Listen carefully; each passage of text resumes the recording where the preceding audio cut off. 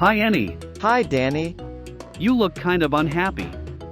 Recently, another group of monkeys came into our forest and demanded that we give them most of the bananas we had taken there.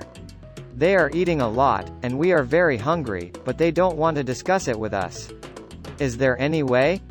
Maybe it's time for a revolution. Revolution? Those dissatisfied with the current state will stand up to those in control and change everything. It seems that humans have overcome many obstacles in this way. Is that so? Tell me more about it. So today, let's talk about the French Revolution. The French Revolution, simply put, was the change that destroyed the incredible power of the nobles and others who owned the French fiefdoms, and put the citizens in power. Before the French Revolution, kings and nobles had great power. They also had a lot of lands, and the king was the largest lord, with 1/5 of the land in France. However, the king's power was limited, and the great lords among the nobility exercised absolute power, and there were about 4,000 families.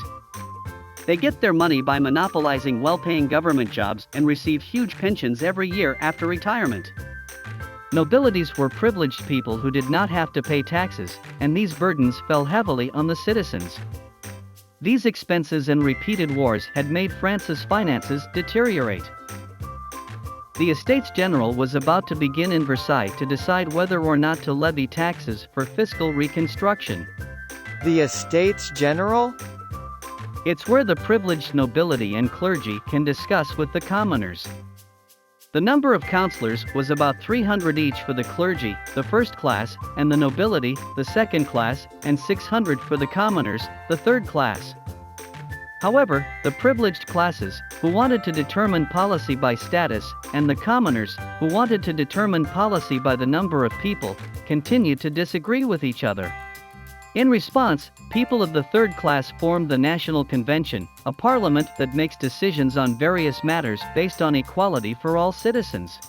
The king and the nobility strongly condemned this, and the king cancelled the Estates General.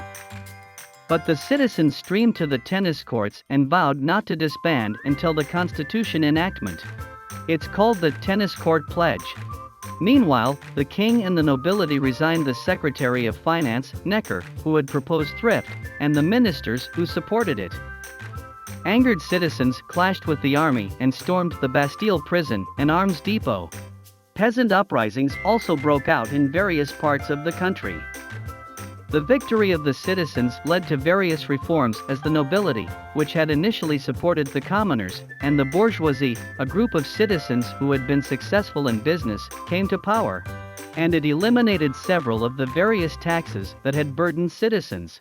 In addition, it has contributed to the Declaration of Human Rights, which governs people's freedom, equality, and sovereignty. At that time, a political organization called the Jacobin Club was born and supported the citizens. The king then attempted to flee the country after seeing the National Convention move, but was caught near the border and returned to Paris, and the nobility and clergy fled the country after seeing this. The citizens considered them traitors, and the National Convention called for the abolition of the monarchy. However, among the Jacobin Club, those who respected the king's rights formed the Feuillants Club, and the majority in the parliament became the Feuillants, which led to the suppression of citizens who demanded the abolition of royal rights, and many citizens died. At that time, Austria and Prussia, fearing that the French Revolution would spread to their countries, declared their support for the restoration of the power of the French king. The declaration led the French revolutionaries to declare war on Austria and Prussia. Inside France, citizens and soldiers calling for the abolition of the monarchy rioted against the nobility and surrounded the palace, which led to the suspension of the monarchy and universal male-only elections. The citizens then fought as an army against the Prussian and Austrian troops.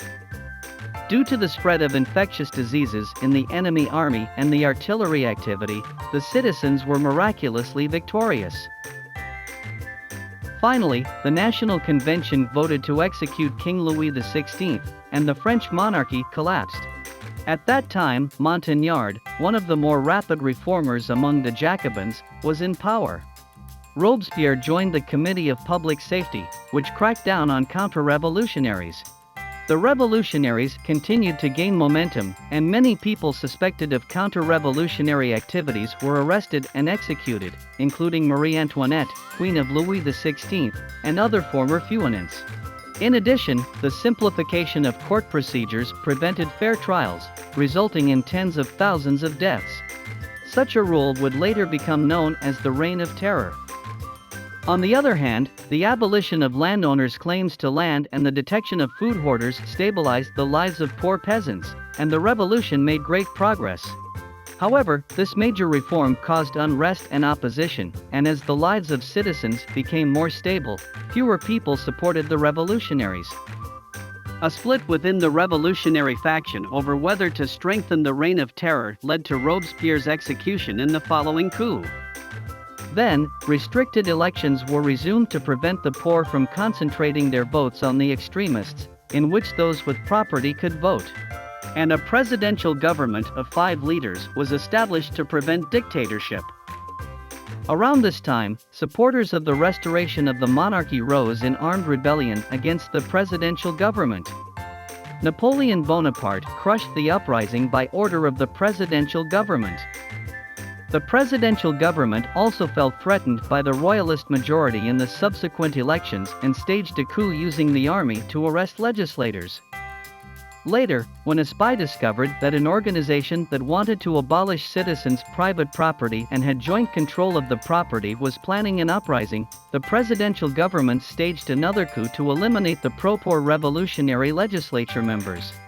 Meanwhile, neighboring countries were forming the first coalition against the French Revolution. The government of the president appointed Napoleon as commander-in-chief of the army and ordered an expedition to Austrian-controlled northern Italy.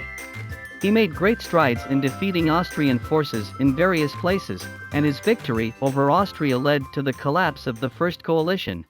Upon his return to France, where political unrest had intensified due to the coup, Napoleon launched a coup against the unpopular presidential government and established a new government under his leadership, thus ending the French Revolution.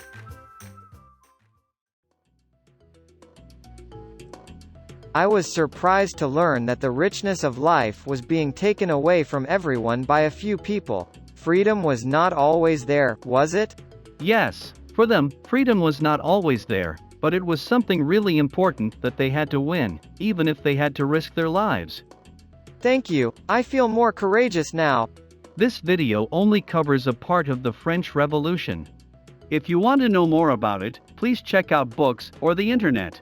See you next time. Bye.